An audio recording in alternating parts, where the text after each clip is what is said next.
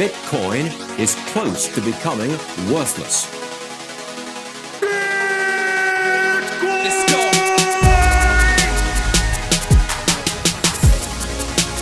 Now, what's the Bitcoin? Bitcoin's like rat poison. Yeah. Oh, The greatest scam in history. let's get it. Bitcoin will go to fucking zero. Yeah.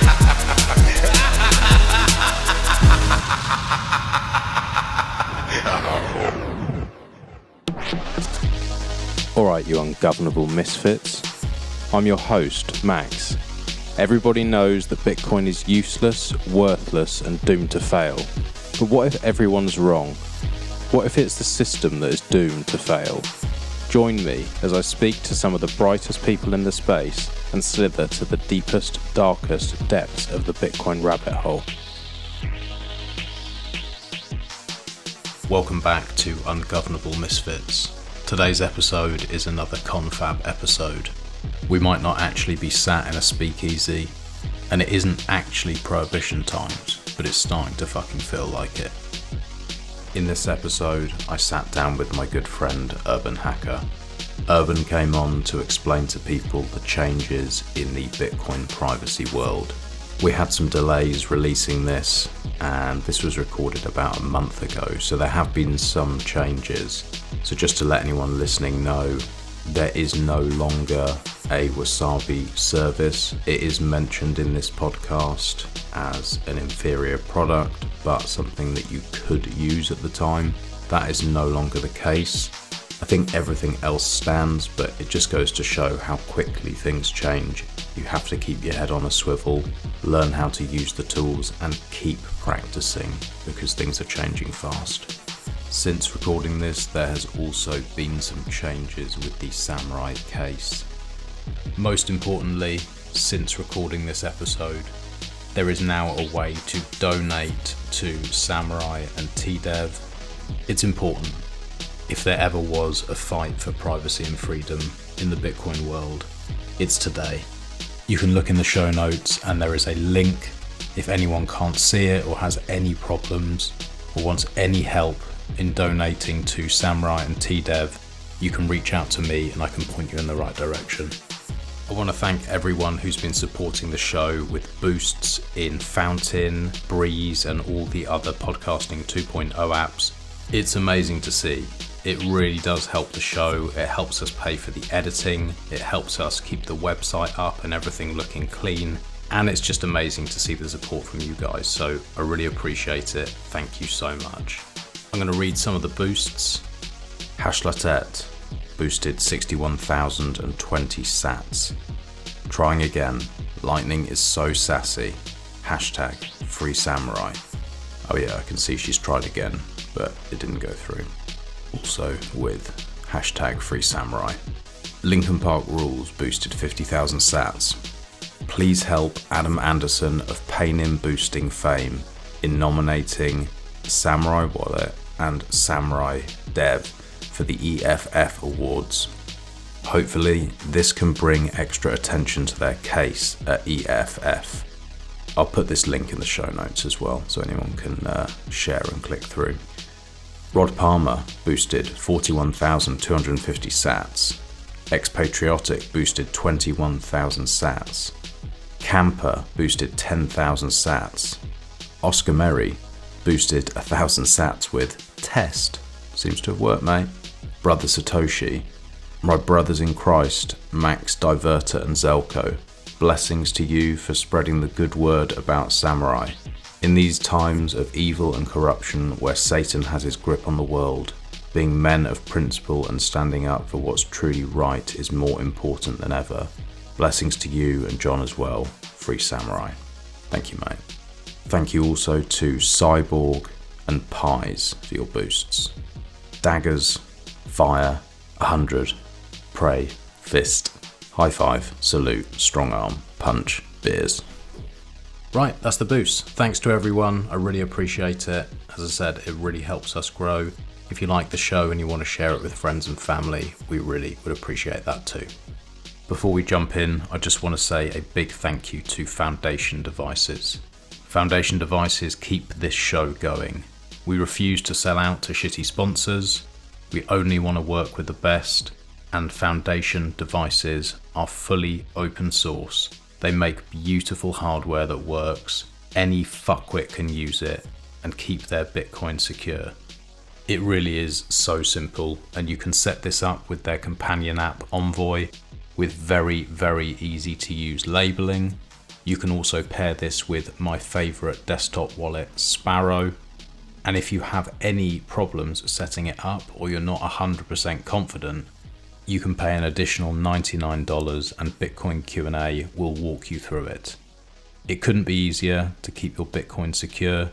Check them out at Foundation Devices and use the code Ungovernable for an additional 3 months free VPN with iVPN. Enjoy the show and help us free SAMOURAI.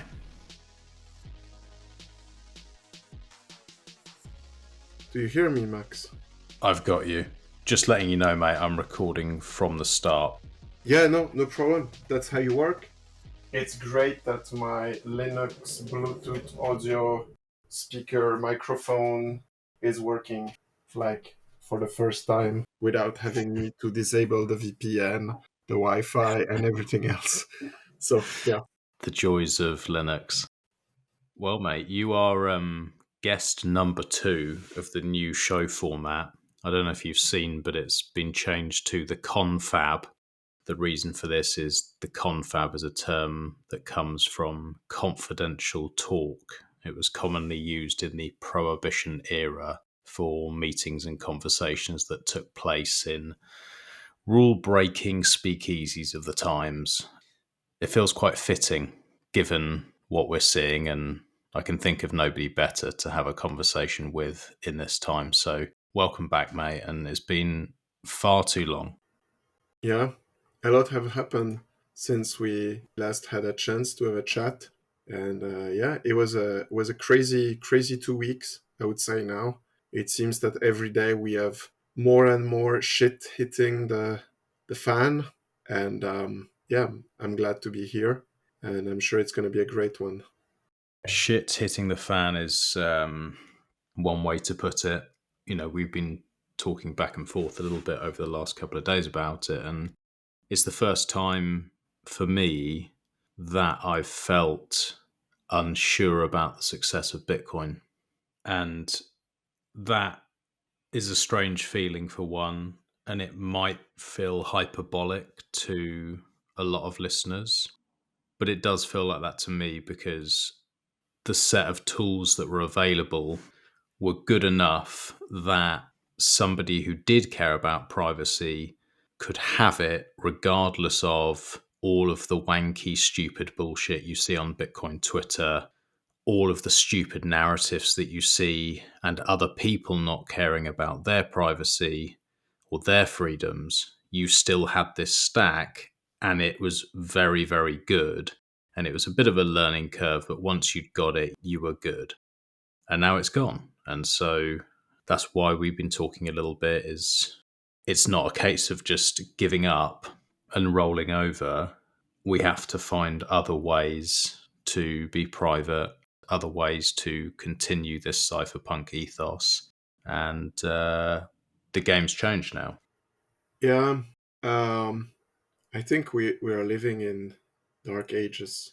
What is very chilling is that, as you said, there were a certain tools that one could use to gain privacy.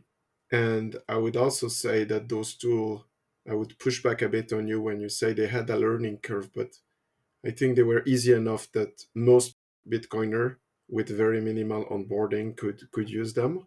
They were also very cheap to use, both on money-wise and also like energy-wise. Like you didn't have to do a lot of thinking to use them.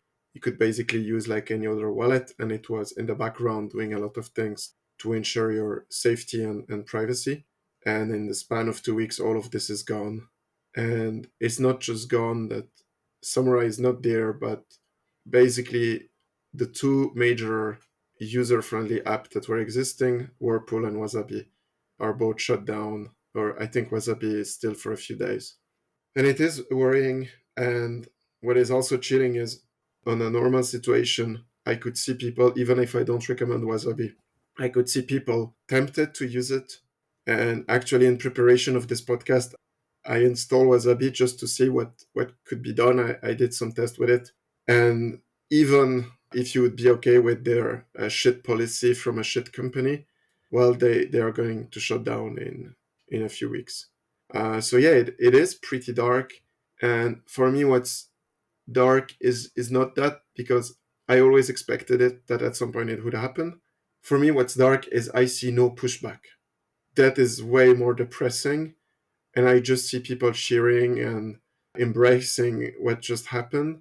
Mm-hmm. And for me, this has, I have to say, mentally, this was not easy. And to see every wallet, one after the other, removing the tools, just like blindly, no one is putting a fight. The only ones that were willing to put a fight, they are now in jail. And you're thinking, okay, why are you in this space? What the hell are you doing, And it is chilling. And I mean, yeah. So it is a very dark moment. And the tools that I searched like a few days ago to maybe talk about the trade-offs, they are not even available anymore. So I had to, install Join Market and try out some stuff there. Well, this is, we are in prohibition time. We are in the prohibition era. The prohibition is not alcohol, it's freedom and privacy. So these conversations now more than ever are important. I get it. I understand why people back down and they're scared.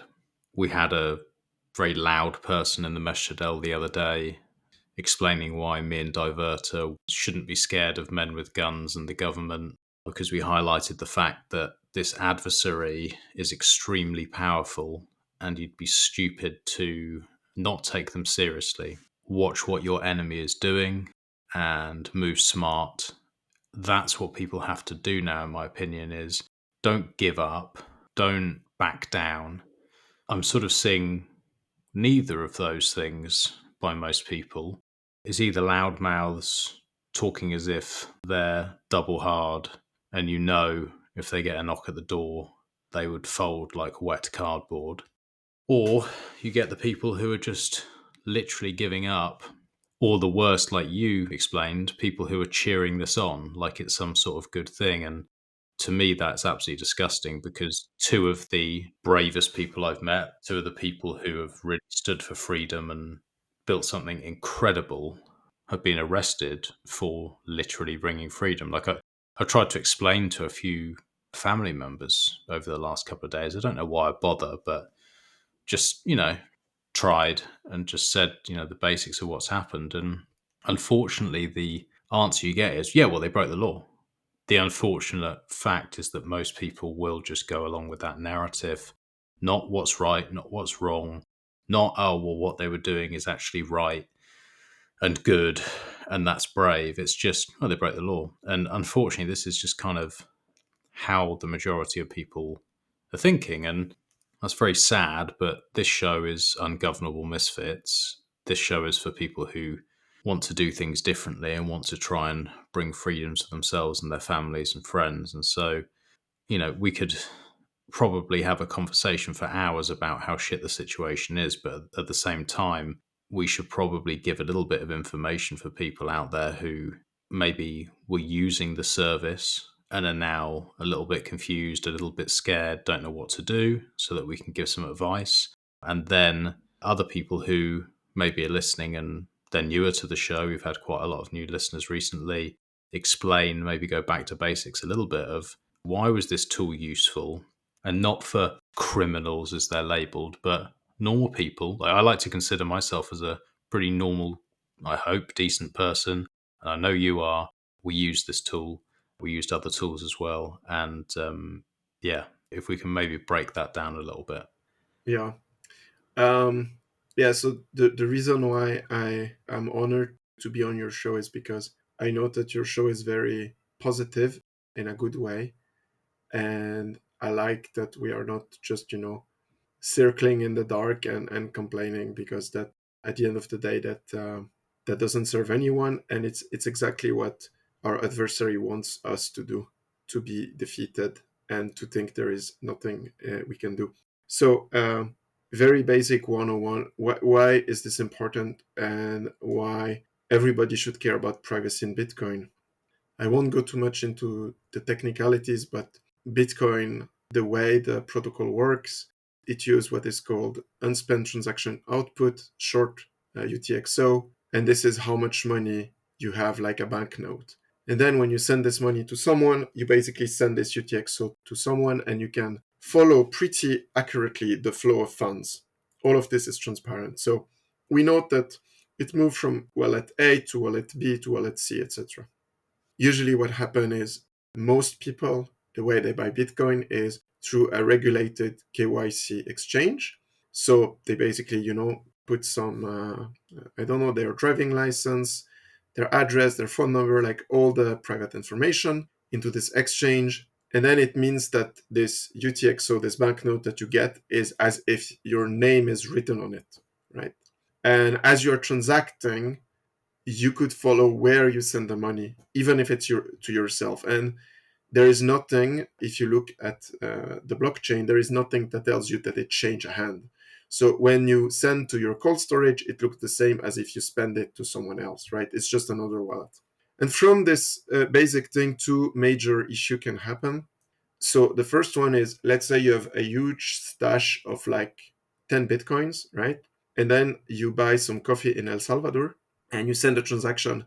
Anyone, including the one who is selling the coffee, can go in the blockchain and can see that you have 10 Bitcoin. And this can be a huge risk to you, to your family. That can be a huge physical risk. And I would say in certain cases, it might even get you in a physical threat. And we have seen this recently. And it has. Yeah. We have seen numerous cases. And recently this happened to someone. So this is dangerous.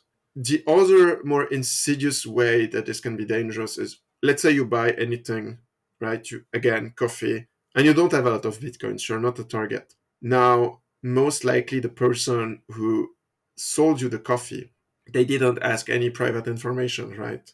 So now they have Bitcoin that are still in your name, quote unquote, according to the power that be, but that effectively change hand. And the truth is, once you send them, you have zero control about what the person does. Now, if this person does something really, really bad, could be anything, what happens is any investigation will look on chain, and then they will find your name. And I know personally people who got questioned very harshly at airport just because they sold some Bitcoin in 2013, so long time ago. And then in 2020 in Amsterdam, they were arrested and put for like 10-hour questioning because someone bought some drugs on the dark web with it, right? So I would say you have zero control. Once you send the money, you have zero control over what people do. And this had happened. Now, the most notorious case that this happened is obviously, Roman Sterlinglov. He was a user of Bitcoin Fog. And basically the people at Chain Analysis, they just look, he withdrew from Bitcoin Fog, therefore he must be the owner. So you can have a lot of misunderstanding by doing this. I would say for normies, those are the two major issues. Now, if you buy your coin on KYC and you do smart UTXO management and all the you might avoid both of those. But again, why taking the risk? Up until recently, it was just simpler to send everything to Whirlpool. And then from there you can spend with relative safety. And those are two things that happen, and it's two stuff where you have zero control over it. And I think it's important. And again, if we look at the financial system, when you buy coffee with your credit card, the merchant doesn't know what is your limit. He doesn't know how much you have. This is only between you and the bank. And we should have the same expectation of privacy in the case of Bitcoin. Yeah, so it's no different to using, in that sense, a credit card or cash. And even if we take it to a less extreme than being stopped at an airport or someone breaking into your home and attacking you or any of the other stuff that's happened, just like the basics of if you want to pay your plumber because your sink is leaking and you pay him and he can suddenly see, oh, Jesus, this guy's got loads of money. Next time that you have a problem, guess what? Your bill's going to go up. And that's just like a very simple, important reason why, if you're smart, you don't go shouting about what you own because people treat you differently. And so I think if it's explained like that, any reasonable person would be like, oh, yeah, I want that. I don't want to be attacked, and I don't want my bills going up, and I don't want my neighbor knowing what I own because, that's just not normal. It's never been normal. It was a simple tool that worked really well and allowed people to continue as they normally would in life. Now, obviously, this has been taken away. We don't know what's going to happen in the future.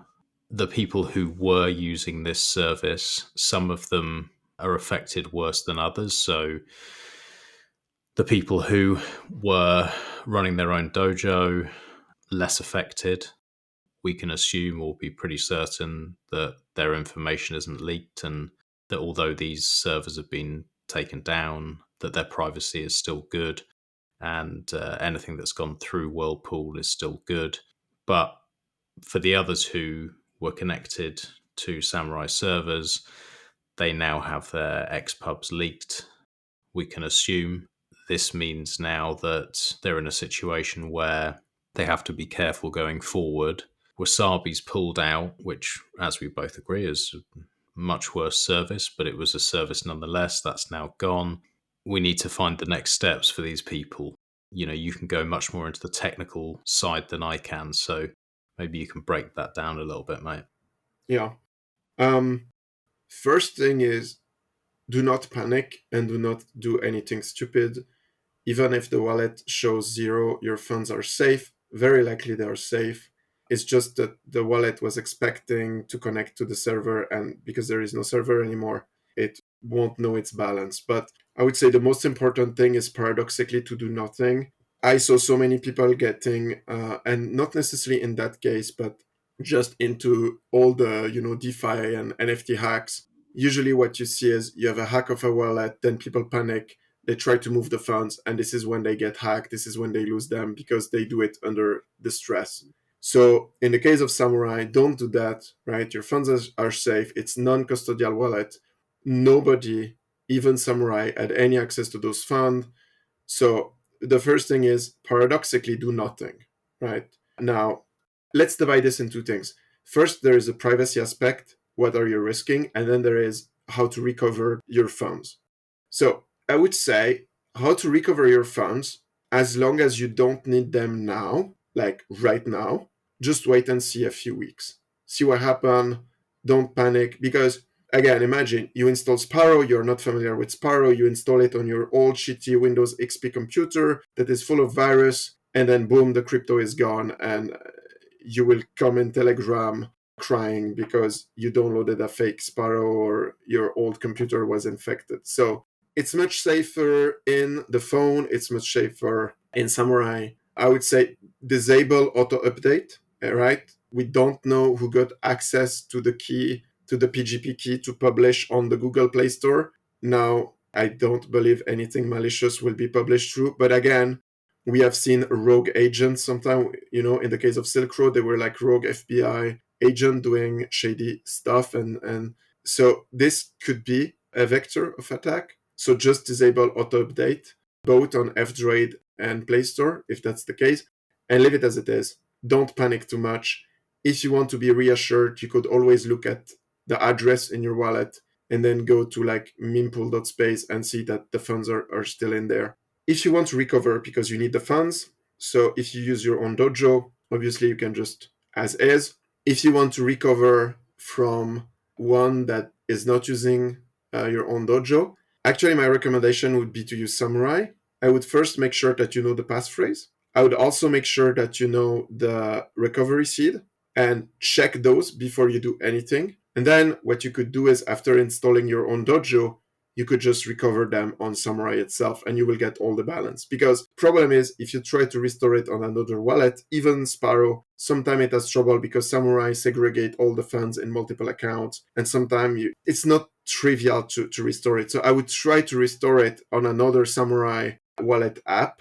But before, so don't remove the app from your phone, obviously. And before you remove the seed, you erase the wallet, make sure that you have both the recovery seed and the passphrase, right? Don't lock yourself out in a stupid way. If it's huge amount of money, buy another Pixel phone. It's only, if you're storing, I don't know, several thousand of dollars in this, just buy a Pixel phone, it's like $200, $300. Extract the APK from your phone, install it in the new phone, and then boom, done, you're good. And again, use your own dojo. I would recommend, actually, most people, if they can do it, to install Dojo, like Rona Dojo specifically, just because moving forward, even if you don't use SAMOURAI, but you use Sparrow or anything else, you will get better privacy. Take this as a lesson, right? And from now on, try to improve and to reduce this attack. And I think with this, we covered both the casual user to like the more advanced one. Depends on how much you have in the wallet. Be careful and always do not remove the wallets from the phone. You could always, in worst case, you could go there and send all the funds. Now, the reason why I don't recommend that is because you would undo privacy. And when we speak about the privacy aspect of it, I would like to discuss more in details. Oh, and finally, last option that you could do is disconnect the phone from internet, and then you can use SAMOURAI in offline mode, just like if it was a cold wallet. And you could generate a transaction in there and then send it through Sparrow, right? Mm-hmm. I would do this if you have below 1,000. Don't bother too much. Just do that. If more, go get a node. Like seriously, you pay more in credit card fees than buying a Rona Dojo over years. Reiterate running your own node part. Because I've seen a lot of things shared where it's like, just import into Sparrow, which isn't a bad option, it's a good option. But, people are then connecting to one of the trusted nodes that Sparrow pre-configures. A lot of people are doing that. And they might well be fine. And Craig's absolutely awesome. And I'm sure he's done his homework and, you probably would be fine. But when you're saying take this as a lesson, the lesson is do not trust somebody else if you can avoid it. And it can be avoided by running your own node. So I would say that is step one for somebody. Your funds are safe, as you've just said.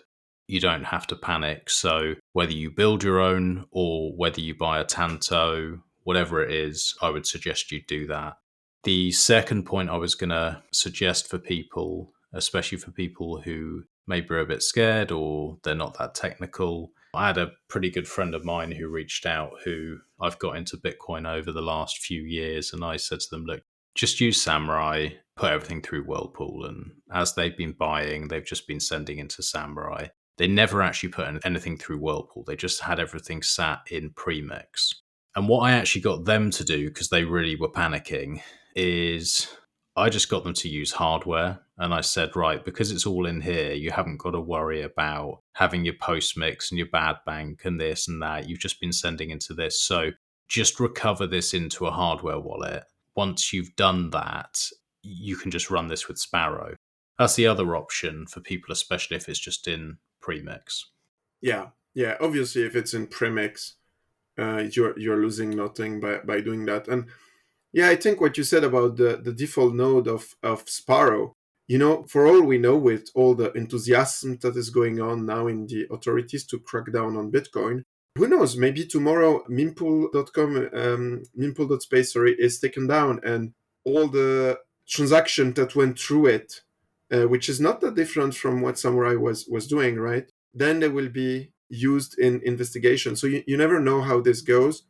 I would even say if you don't want to buy a Rona Dojo, because this is a bit critical, you would be better off just using Umbrel. Now, I hate Umbrel. I think they're shit. They will send your IP. They do all kind of stuff. But again, you were already using SAMOURAI's node. In the case of Umbrel, they will only send the IP, but it's very easy to install. You can install it in like a day or so. get it running, and it's like 10 minutes to like put it on a Raspberry Pi. And from there, you can also recover stuff in a safe way. What about Start 9, if we're talking about other inferior nodes? Have you got any thoughts around that? Last time I checked, but this was 6 months ago, they didn't have Dojo in there. Maybe they don't. Maybe they don't. So I actually tried them, but they couldn't. And look, I would rather recommend something that has the dojo so you can recover everything easily. Yeah, but I mean, there are others like Noodle, I think. I mean, Search. The reason why I put Umbrella is because that's the one I know, and that's like, yeah, that's my emergency one whenever I need to help someone. That's like the one I know we can set up in like an hour and be done with it. It's a learning experience, and then please make yourself a favor, support financially the teams that care about your privacy. Buy one from Rona Dojo. They make excellent hardware. I have one that I use as my media center, and it's like rocks. It's amazing. It's really good quality. But anyway, so speaking of privacy, now again, I would not recommend to transfer anything as of now, because even if whoever has access to the SAMOURAI server has access to it, you still have privacy from everybody else, right? So yes, chain analysis might know, but that's only part of the problem. The other problem is, as we said, the $5 wrench attack and things like this. So if now you send everything out of Whirlpool, you would basically not only change nothing for chain analysis, because they would theoretically still have your XPub, but then you just reveal to the world, like you weaken the anonymity of everybody else in Whirlpool and also to the public. The only real big issue if your XPub is public is that people know the future spend. So what I would do, assuming you don't need the funds like right away, is I would treat it as a spend only wallet that then you progressively send to whatever you need to do. So this way you still, because again, you still have privacy in the blockchain. If you send me $10, I don't have your XPub. I will see it come from Whirlpool. That's it, right? Don't underestimate that. Now, if you panic and you merge everything in one big UTXO, that's going to be very obvious on chain, and that's going to weaken the anonymity of everybody, not only for chain analysis, but in the public. Every armchair guy looking at mempool will be, okay, yeah, this is obviously a consolidation. Does that make sense, the what I said? It makes perfect sense, yeah. I think what I take from that is don't panic. Yeah, no, really. I mean, I know it's scary because you see it's zero, but really, don't panic. Keep using the tool. Be aware of the limitation. And if you were using the SAMOURAI node, slowly spend from there. And obviously don't receive from it. Obviously don't receive, right? Because again, receiving would be really bad. So receiving, you would do this on another wallet. But you could keep using SAMOURAI wallet. Especially if you install your own node, you could keep using it. If you create a new seed, it works offline. It works great. You won't have all the fancy add-ons that they had. You won't have Whirlpool. You won't have all of this, but it still works. And actually, this would still be my recommendation. Assuming you have it on your phone, I wouldn't right now download the APK, because God knows from where they come. Basically, right now, every time I see an APK on Telegram, I'm like, no way I'm going to install this on my phone. No, don't do it. No, I concur. That makes sense. Yeah, so you can keep spending. Getting into the nitty-gritty where we're unsure what is leaked and what is not. Do you have any idea, for example, people who have run their own Ronin Dojo, they've been connecting to that, and then let's say, I don't know, they have a power outage, or they have an issue with their node, or they're traveling and it goes down and they need to make a payment. If they then were to connect to SAMOURAI's servers for a short period of time, do we have any way? I assume we have no way of checking that there's no logs, no matter how short a time that had been, or how long ago that had been, I assume those people just have to make the assumption that their XPubs are leaked and anything that's gone through there is potentially now being tracked. Yeah. So first of all, I'm not from the SAMOURAI team. I was not running the server. I don't know the exact setup there. So obviously that's I think it's an important disclaimer. And I will also not speculate like, oh, were they secretly logging stuff, right? I knowing what they have been through, I would say everything they said that they didn't log, I would trust them. But you could have the ISP logging, you could have like logging on in many different places. For the scenario you spoke, now this is not possible unless you restore the wallet. So by again, safety by design, this is why I love SAMOURAI. If you go in SAMOURAI and you try to turn off your own dojo, as far as I know, it prevents you just because it doesn't want you to dox yourself to their server. So what you have to do is delete the seed and then restart as if you were starting a new wallet.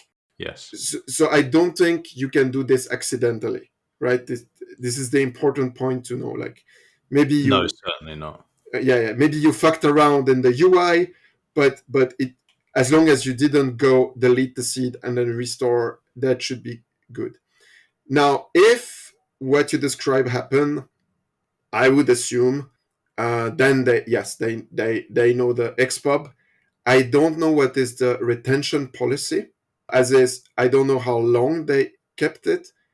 My assumption there is to think forever, just because we don't know. And again, this is not to speculate, but it's just the reality. And knowing that they were under quote unquote investigations in 2020, maybe the ISP was already logging stuff on their server since 2020.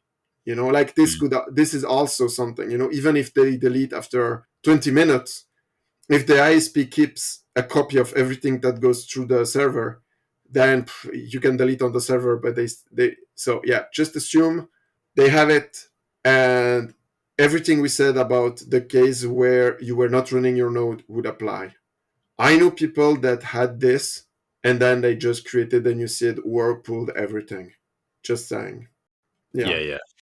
Which would obviously be the smart thing to do, but I assume there are people in that situation, and I think that makes sense, is to assume the worst, because assuming best case, it could get you in a lot of trouble. Assuming the worst, it just means you take the extra steps now, and it's better too much than too little. My assumption from the little I know of the guys who are running SAMOURAI and the team, my assumption is they were doing everything they possibly could to keep you private and secure. But as you rightly said, you don't know what could have leaked without them wanting to. And so we have to make that assumption to be on the safe side. So given that there will be some people in that situation, there will be some people who were just not running their node at all. For those people going forward, obviously there are far less tools available now, but that doesn't mean just give up and accept it. We have to find other ways around for these people to try and break these links and to move forward without being potentially attacked. So have you got any advice on what these people can do, ranging from do nothing to start using some new tools? Yeah.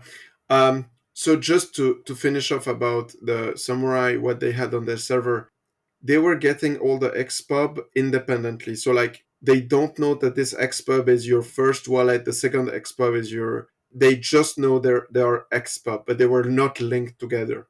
So I think it's an important distinction, right? So now it still requires a lot of work to make like all those XPubs somehow matching together, because every wallet in SAMOURAI, it's not one wallet, but it's like 6 or even 9 maybe, because as we said, all the funds are segregated. So even though they were sending your XPub, there is segregation in there. And it's not necessarily trivial sometimes to say, did you send to a friend who Whirlpool, or was it actually your wallet and then you Whirlpool? I think it's important that you know this. And I'm pretty sure they were not logging the IP. And if you were using Tor or a VPN, then the IP, you wouldn't care anymore. So now, okay, moving forward, it's tough. So let's talk about the next, I would say, solution that maybe people have in mind, which is Wasabi, which I don't like, but I still want to speak about it. So Wasabi first is going to be shut down in a few days or a few weeks maximum. Then it had many issues over the year that led to fund being seized and user getting arrested and things like this. So the quality of the coin join is not as good as SAMOURAI. And finally, the company decided out of the blue to start censoring users. And I feel this is really not something you want to be associated, because the way they censor the user is they actually pay a chain analytic company. So they basically give money to the enemy, quote unquote. And me personally, I do not want to actively send money to a chain analysis company. I think most of the work they do is bullshit. I think they should go back to the drawing board. They are putting innocent people in jail, and I find what they are doing is really scary. They should really rethink the way they are doing. It's like a multi-billion-dollar industry, and yeah, it's just really shitty, really shady, and yeah. So knowing that they do have custom coordinator, so if you're brave, you could run a Wasabi coordinator. You would still have the technical issues that the CoinJoin are not good. And on top of that, you need the balls to run an actual coordinator, knowing what we just said for the past 40 minutes or so. But it is possible. And actually, in a sad way, it is easier, I think, to change a coordinator on Wasabi than on SAMOURAI. So we could have people who start running a coordinator, and then you could connect to it, and then every coordinator can have their own policy. But be aware that Wasabi, in the case of every coordinator has his own liquidity. So Whirlpool, everybody used the same, right? Sparrow was using the same liquidity. SAMOURAI was using the same liquidity. Any plugin that goes into Whirlpool will use the same liquidity. So you hide into a bigger crowd. In the case of Wasabi, if you're only 5 people using the coordinator, then it's really a shit anonymity set, right? So you have to take this into account. Plus all the issue that are like the technical issue that makes the coin join weaker. To me, it's not a good recommendation. And I would try to stay away from it. Now, again, I'll say maybe I will get a lot of harsh criticism, but depending on your scenario, if you live in an authoritarian country, maybe you just use Wasabi, right? Like, you have to take your own situation into account. I think it's important, I'm here in a comfortable country, without worrying too much about this, but depending on your situation, you might as well use Wasabi and say, fuck it. You could also say, look, there is only a few weeks before it's shut down. I quickly mixed everything I was left, so at least all of this is done. But yeah, they are missing so many features. Like, you cannot mix to cold storage. You don't have, I don't want to go to the list, but it's not perfect, but it could potentially help you, especially if you need a quick solution that is like good enough. It's better than nothing potentially. Yeah, I hate to say it. And to be fair, the Wasabi community is also shocked by what happened. There were people who actually in their community were looking at how they could help SAMOURAI devs. And now I don't respect the company behind Wasabi because I think they are shit, but then the user is different. Mm-hmm. And maybe someone will spin up a coordinator. I think I saw someone on Twitter writing that. But again, don't act in a panic. You don't know who is running the coordinator. You don't, there are so many unknowns. So, but yeah. Agree with all of that. Yeah. So, but for me, it's like it's really a bitter taste in my mouth, I have to say, because SAMOURAI was so good at what they were doing. So easy to use and so good. And the default were also like really, really good. And Wasabi just don't have it. I mean, if Wasabi was using Whirlpool, then yeah, of course, company is shit, but at least you have this. But yeah, no, that's not the case. So that's an option, not the best option, but maybe better than nothing. The other two that spring to mind are either join market, which we'll get into a little bit. It has its issues, but it's something. It is a tool, or swapping into Monero for spends, or into Monero and then out. But again, there's some things you have to bear in mind when you're doing that. I think let's start first with join market, right? We stay in Bitcoin and then we explore other blockchain. Yep. So join market, I actually tried it in preparation for this tutorial. For not this podcast, sorry. I mean, it does work. It does coin join. It is expensive to use, like really expensive compared to SAMOURAI. And I mean, I can check how much I paid. It costs fuck all. Let me just start by saying I'm talking about 4 or 5 years ago, so it's not really relevant now. But when I used it, I sat with OpenOms and we were using, I think it was Join Inbox, and it was clunky and it was awkward, and that was like the less clunky option at the time. But from what I remember, you had like a maker and a taker, and if you're a maker, you were setting the fees so you would actually earn a little bit while you're doing it. And if you're a taker, you would pay a little bit while you're doing it. And I know that the way that it's set up with the bonds and all this kind of stuff is now maybe changed the game a bit. But from my understanding and how it was explained to me, is like, look, the privacy is not as good. If you really wanted good privacy, the best thing to do was use Whirlpool. But that you could do this relatively cheaply. Now, that was a long time ago. So what was your experience? So for a simple coin join, I paid $20. Okay. And that's what, just you're doing a coin join with one other participant? No, with the recommended amount, which is 9. And actually, I hate that the recommended amount is 9 because everybody will take a lower recommendation. And now if you're the only one using 3, you're going to stand out on chain. I wish they would just keep like 5 or so. And then it's like, yeah. So to do a transfer of around $1,000 worth of Bitcoin, I paid $20 because then you have to pay all the fees plus the fees to the maker and taker. And then it is not fixed amount. Mm-hmm. So in Whirlpool, everybody has like 1 Bitcoin, 1 Bitcoin, 1 Bitcoin. So here, it's unclear for me how much anonymity you gain, because there are things like, for instance, if you're the first one to spend it, it's most likely yours, right? And you have like, yeah, so it is a bit more expensive. I mean, imagine if you want to do like 3 mixes, now it costs you like $60. That's quite something. You don't have the recurring mixes like you would in Whirlpool. You'd pay once and then you can leave it in there, which was amazing.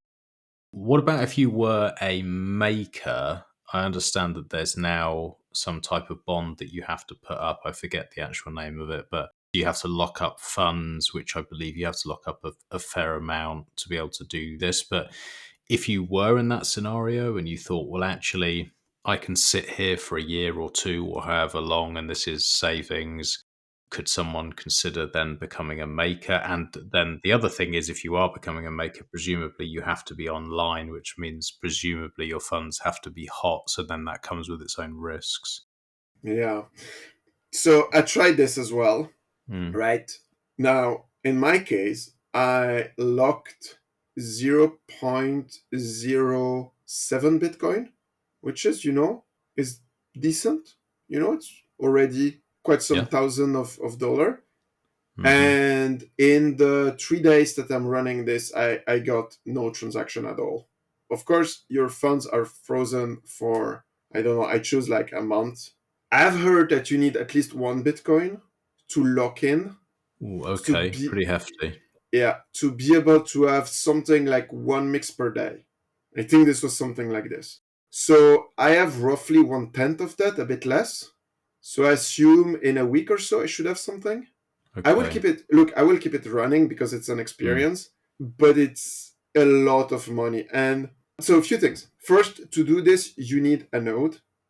Join market requires you to have a node. It's completely decentralized. There are no. You cannot shut it down. This is one you cannot shut it down. Because everybody has its own node, and then just look at makers and takers and all of that. Which is why if you installed a node before, right, an umbrella or something to recover your coin from SAMOURAI, you could also install an umbrella jam, which is the name of the UI, because I wouldn't recommend people to use the default join market because it's command line and it's pretty complex and you have to manage like 5 wallets and it's a mess. So just use the UI. It's quite simple. They also do fund segregation in like jar. So every jar is a wallet and then you can transfer from one jar to the other. And this is like a mix. And basically you can do this and then it goes back to the first jar. And the one that is the further is called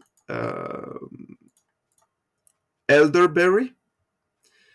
This is the last jar, and in theory, this is where you take your funds, because you note that any funds that went into elderberry at least went through 5 hopes inside mixing round before reaching that. I get you. Yeah, that makes sense. So that would effectively be your post-mix spend. Yes, but with the caveat that when it goes to back elderberry, it's circle back into apricot, which is the first one. So if the funds reach elderberry and then you have another mix going on because you are earning, then they go back. The change stay in the elderberry. And the funds would go to apricot and then go through another round. Which is why you always want to take elderberry, because you know that it went at least to all of those. Does that make sense? It does make sense. Yeah. I have a potentially stupid question. Go ahead. Humor me with this because you'll tell me if this is technically possible.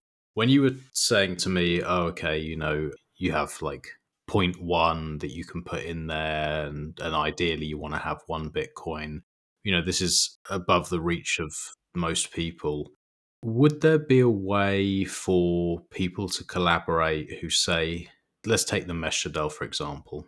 Maybe you have 10 people that are relatively close. We each want to gain some privacy. We're happy to have some funds sat for a while. We don't want to dox ourselves to each other.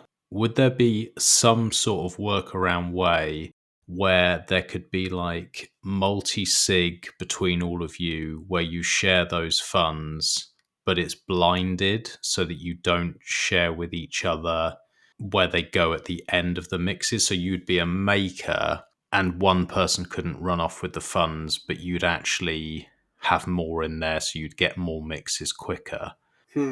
Does that make any sense? Or is that when we go into those discussions, this is when I miss the fact that Whirlpool is not running now. This is exactly when I'm thinking about this, I'm like, Jesus Christ, Whirlpool was so simple compared to it. I know. 5 input, 5 output, done. No, like fixed fee, no fancy. Yeah, so it's almost like a multi-party channel open, but not on Lightning. I think you could do it. Like, as you said, it sounds possible, but the software doesn't use it.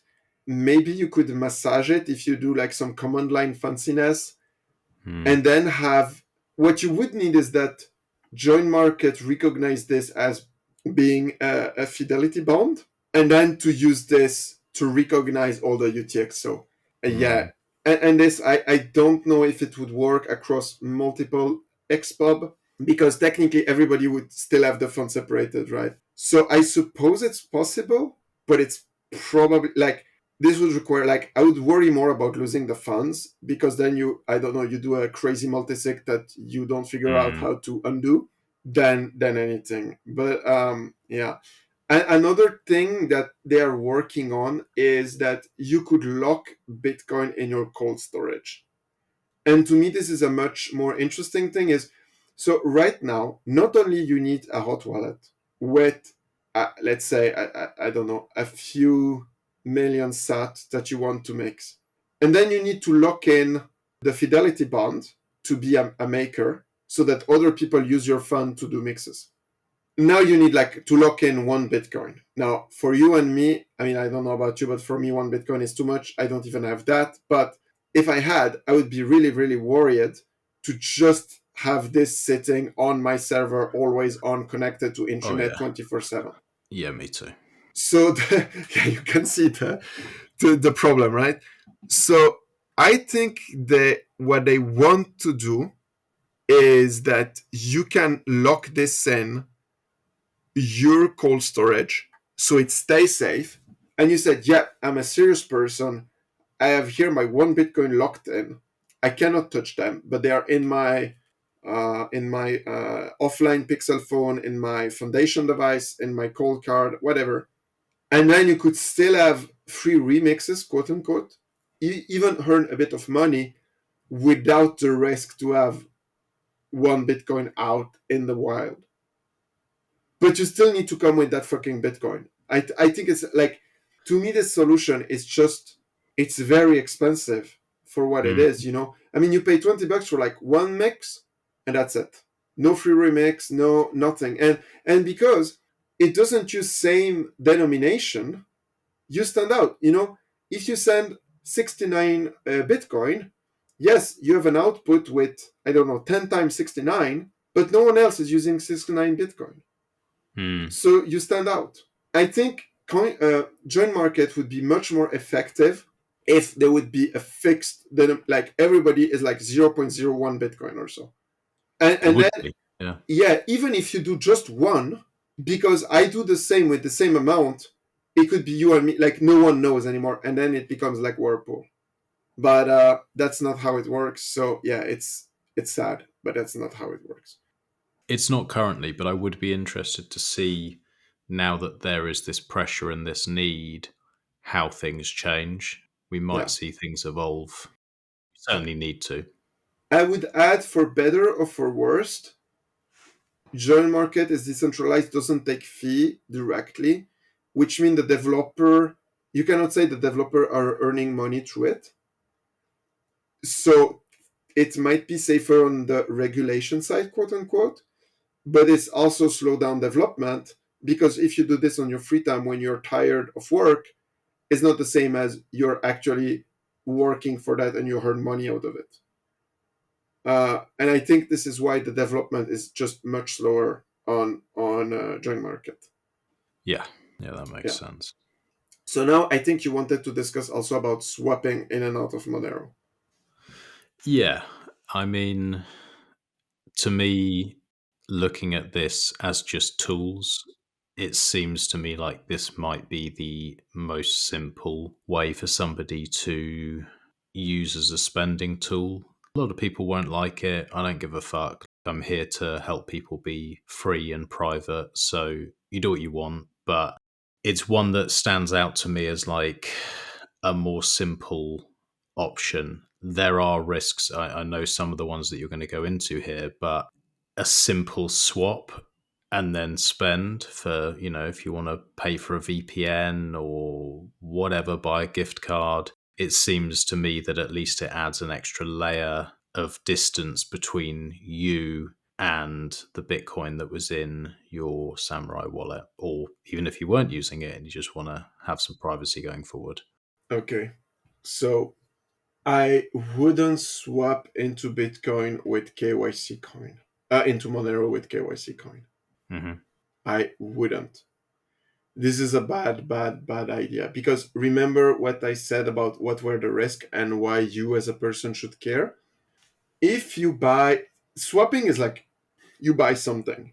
Now, I used the example where you buy coffee and then the guy, I don't know, do something bad with the Bitcoin, and now chain analysis go back in time, look at where this was bought, and they see Binance, Herban Hernandez, boom, this is your name, and now they show up.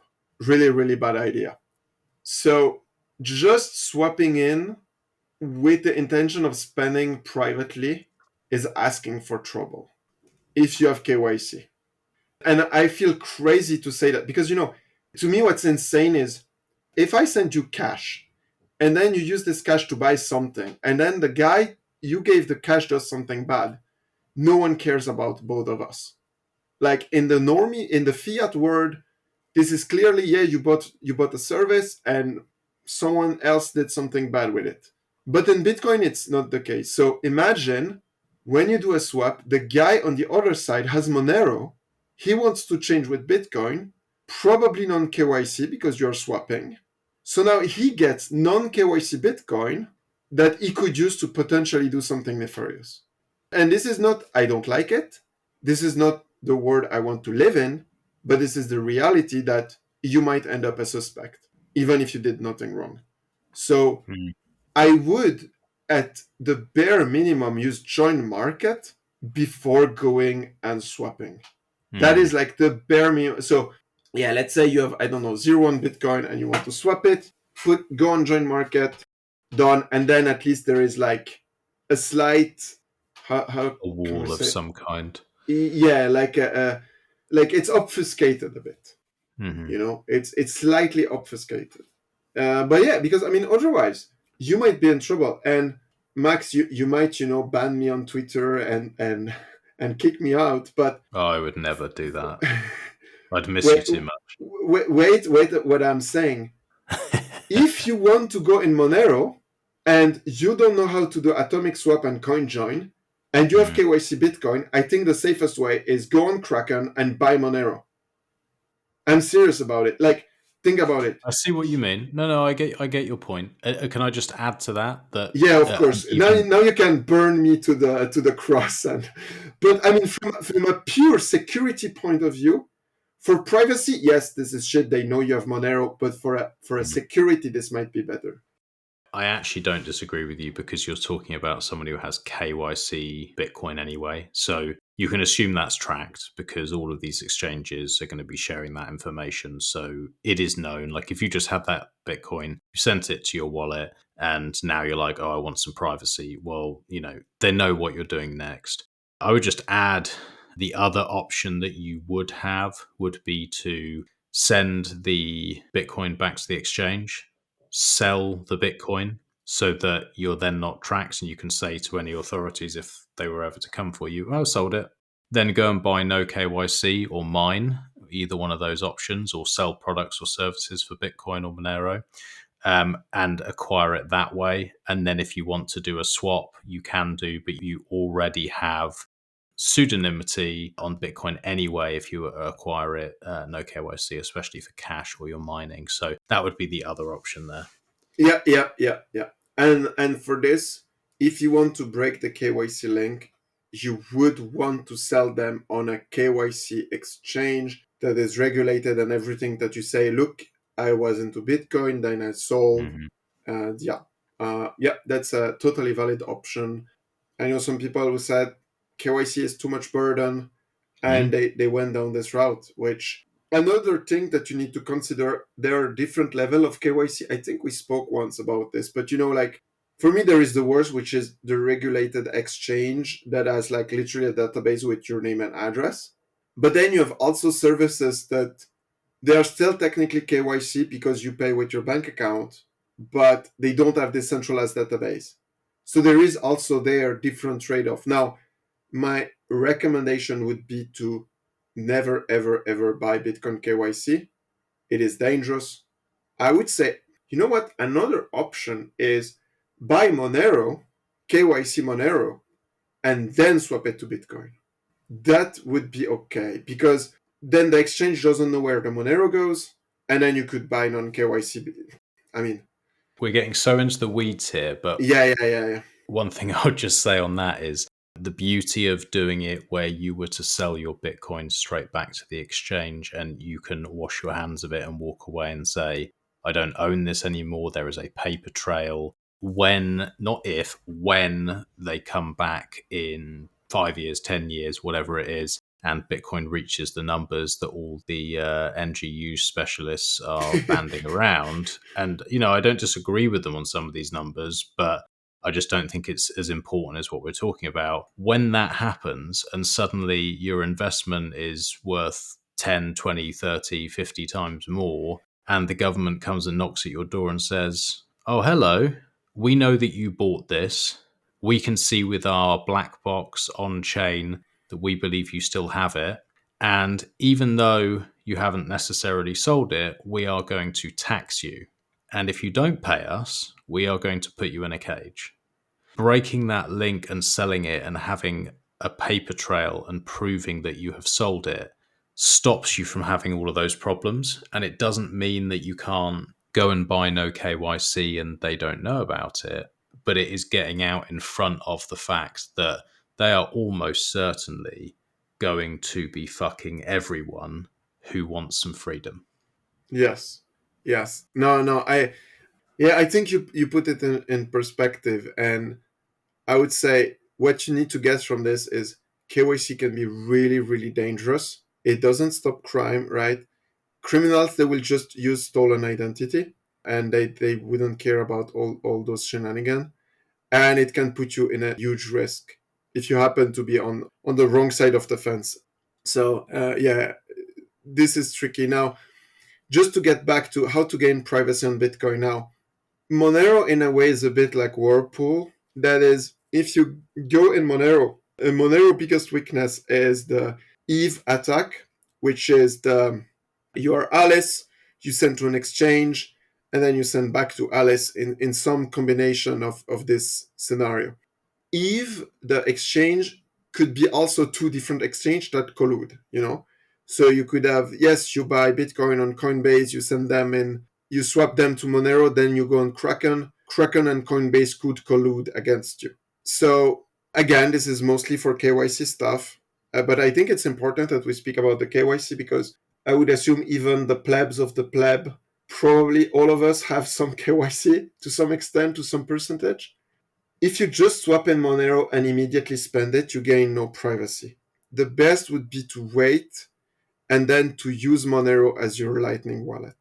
So every month you top it up a bit, send a few hundred sat, maybe more. You don't have to do all the management. Use it like you were using Phoenix, and then you can use it simply, and you would gain this privacy because, again, with all those techniques, if you put a huge amount of funds and then you just withdraw them, it is really obvious on chain. And again, we are not speaking about, chain analysis. There are people who publicly did that just to trace their stolen funds. That they learned how to do chain analysis with mempool.space, and then they went through the burden of doing this.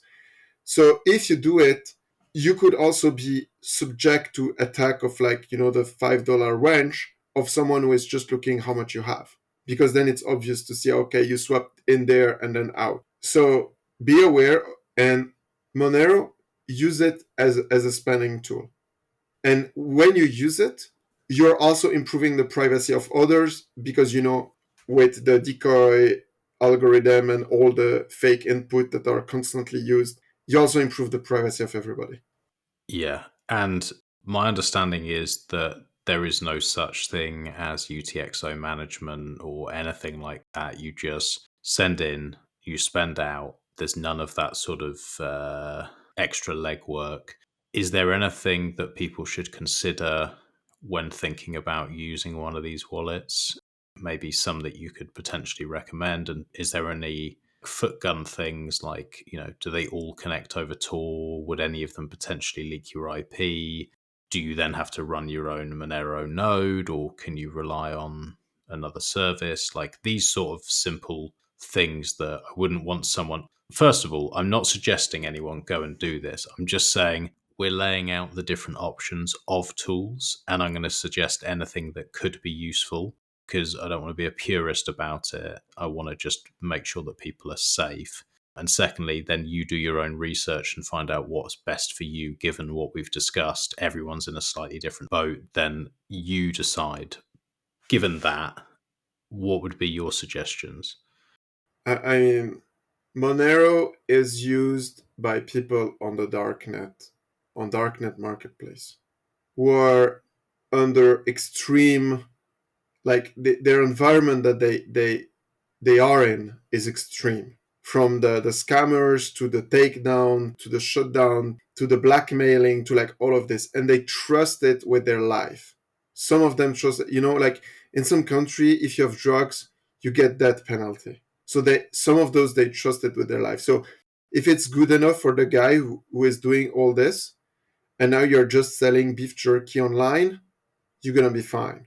And the default of Monero, it's really great because, yeah, as you said, so it's still technically have UTXO and like all those things, but because it's private by default and it's obfuscated by default, you don't have to do a lot of tinkering. It is in a way similar to Whirlpool, post-mix.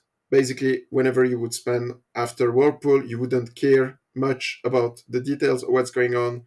Monero is like that. Now, as for the node, again, we recommend everybody just start running your own fucking node. Start with Bitcoin. Then if you want to try out Monero, also run a node just to see what it is, what it does. Now, the wallet, as far as I know, the biggest risk... So I've seen one case, I'm not sure if it's true or not. I didn't do a lot of research, but there was one case where a node lied to a user and said that the fee on the network were really, really high, like very high. And then the wallet signed a transaction. And what the rogue node did is it then did not publish this transaction to the mempool, but send it to a miner that mined it and stole the fund through the fees. I think this is the only case of rogue Monero node that I know. And I'm not sure if it happened or not. I remember reading the story, but I'm not sure if it actually happened. Okay. So, but in general, whoever controls the node can know a lot more about you. So use a VPN. That's the bare minimum. That's really the bare minimum. And I will add also one thing that goes maybe against what I said about running a node.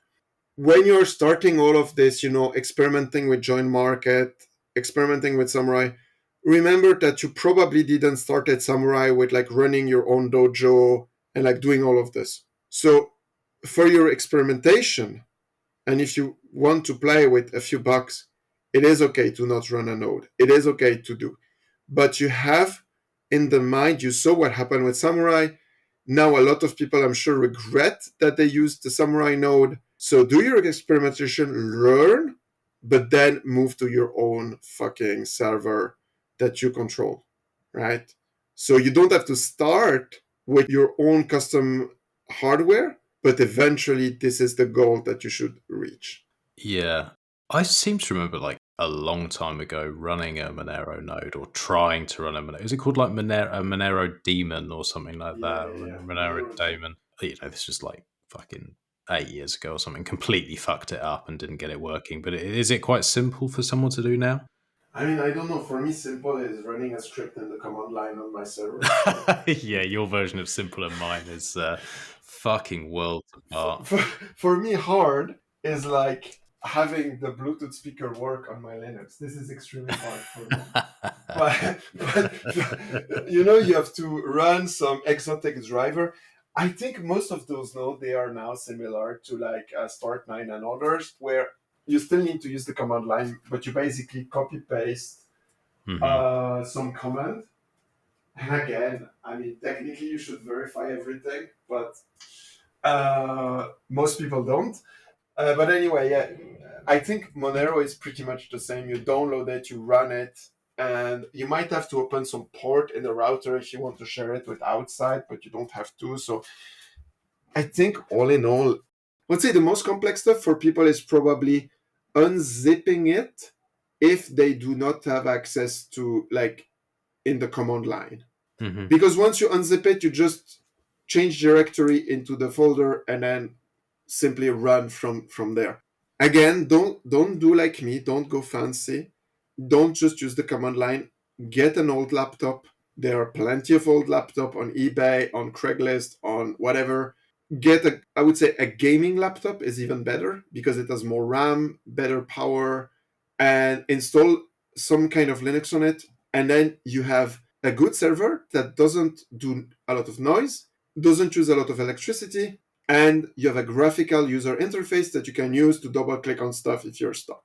I think this is really a good way. Like when I was in high school and I first started to do server, my first server was actually just an old laptop plugged to internet. That's really, really a good way to do. Yeah, that's good advice, mate. All right. Well, I think we've covered everything that I wanted to get into. I know we got into the weeds quite a lot there. Hopefully, it's been useful for people and they can start to use some of these other tools. If anyone wants to reach out to me and have some like retard level help, then they can do that. My understanding is you were doing some consulting. I don't know if you're still doing that. I am still doing it. You're So still doing that. yeah. So So if you want, yeah. let me do the shill, mate. If you want retard level help, I'm here. I will help you as much as I can.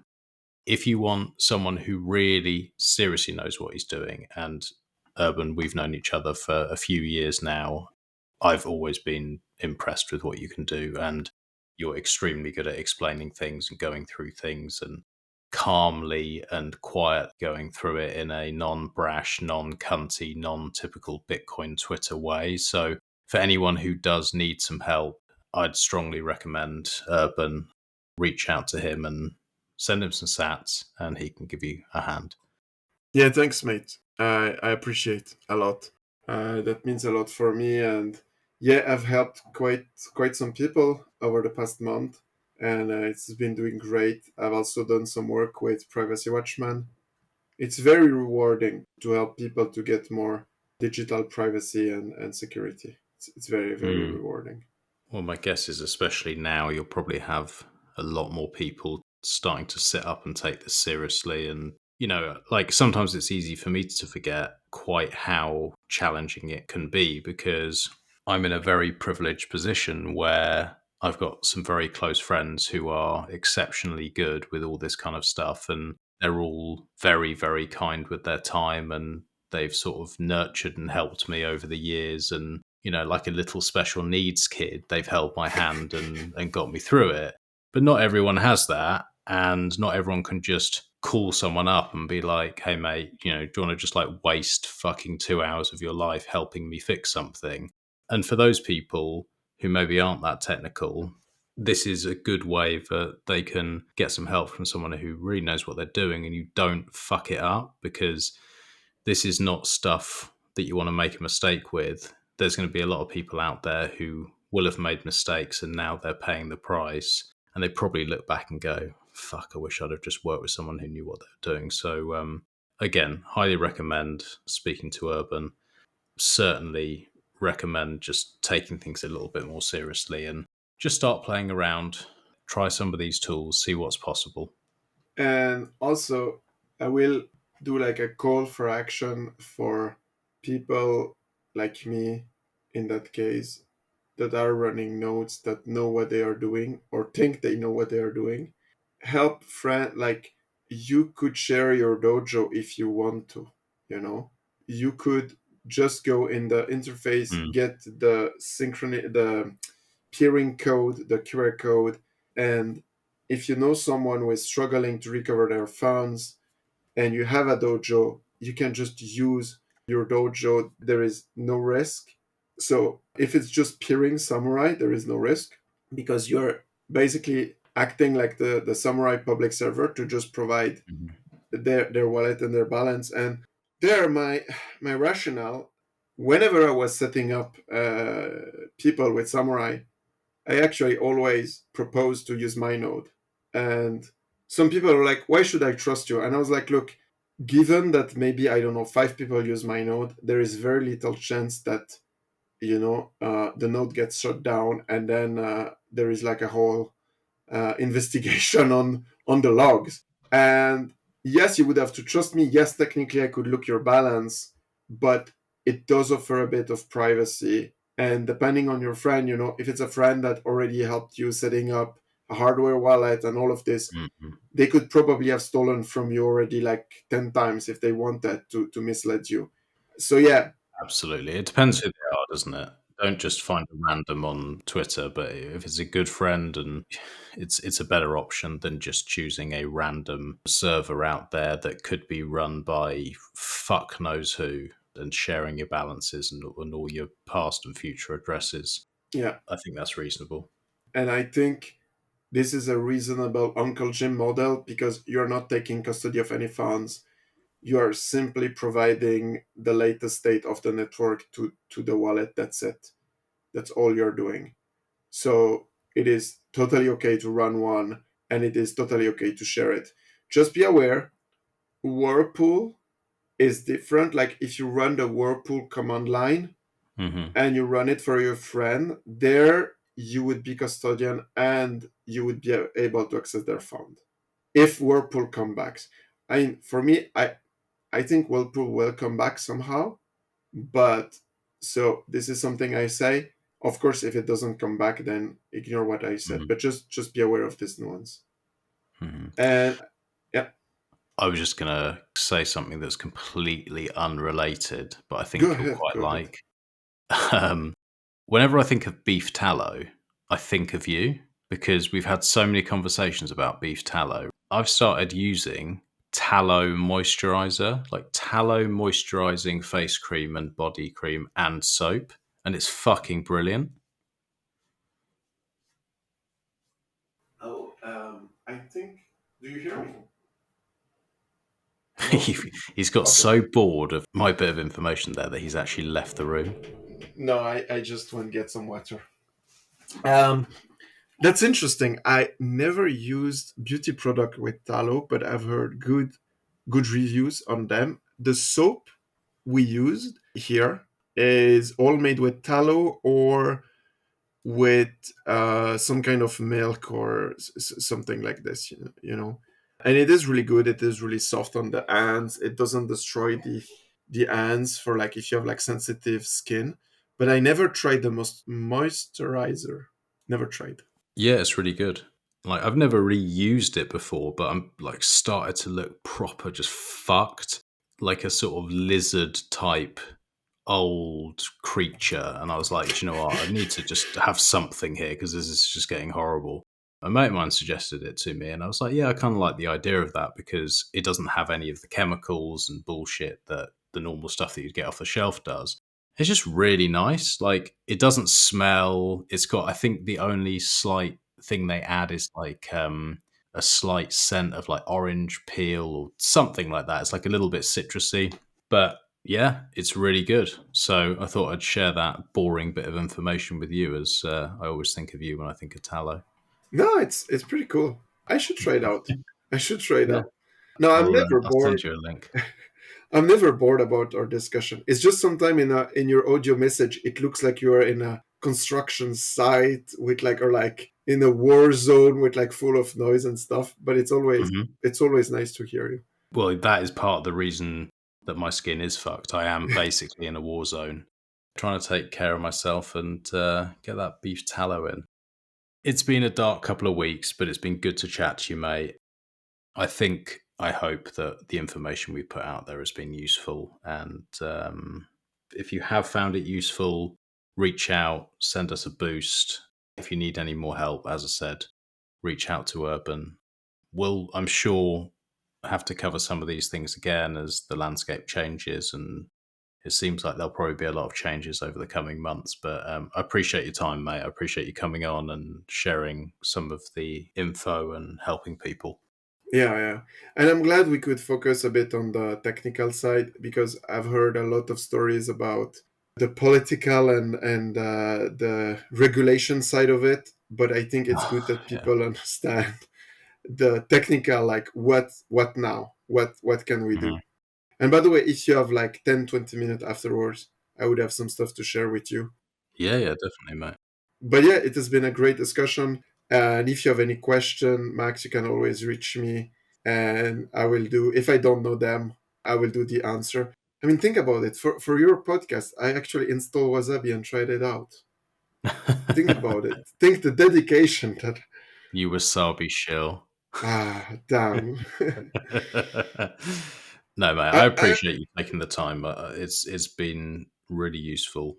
If people do want to find you, do they just lurk on Twitter and find you there, or have you got some sort of swanky website or something now? So I do have urbanhacker.net, which is my like blog where you can go, and I would say I update it every couple of months. And Yeah, then I'm on Twitter. I also have an old Nostr, but I almost never go there. Mainly because now I'm on like limited internet. And then all the app on Android, they just use too much data, and I was always getting above my shitty ISP limits. But yeah, I'm on Twitter, so you can just reach me on Twitter and or Telegram, Real Urban Hacker on Twitter. I'm sure you will put the links and on my Well, website. So yeah. And by the way, I also have more exotic apps, like if you need Simplex or like if you want to contact me over a more secure way, I could do Signal or Simplex or other fancy stuff. okay. If you have like specific question that you don't want to put in a Twitter DM or something like this. Yeah. Okay. Well, I appreciate your time. We'll wrap it up there and we'll have a quick chat off. Yeah. Yeah. All right, mate.